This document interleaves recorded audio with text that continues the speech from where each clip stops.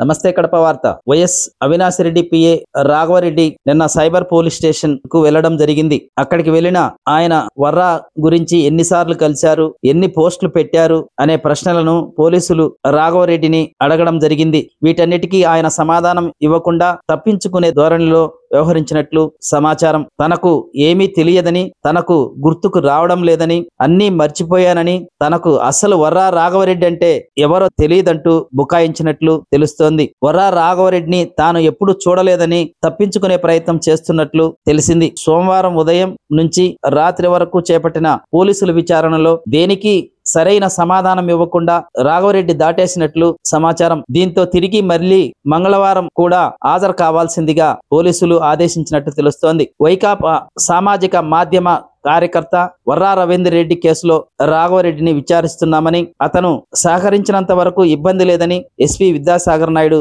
తెలిపారు.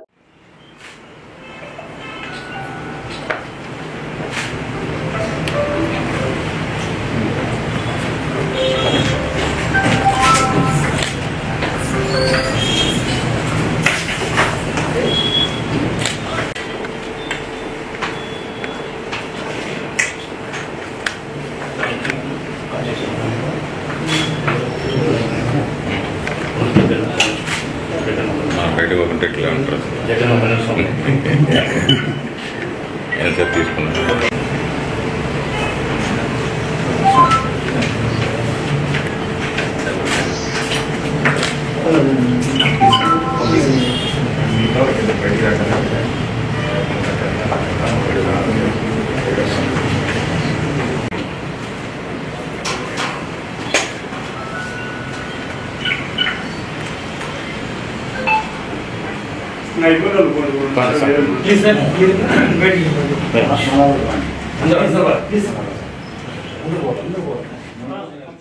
ప్రతి ఒక్కరూ తప్పనిసరిగా యూట్యూబ్లోకి వెళ్ళి కడప వార్తను లైక్ చేయండి, సబ్స్క్రైబ్ చేయండి.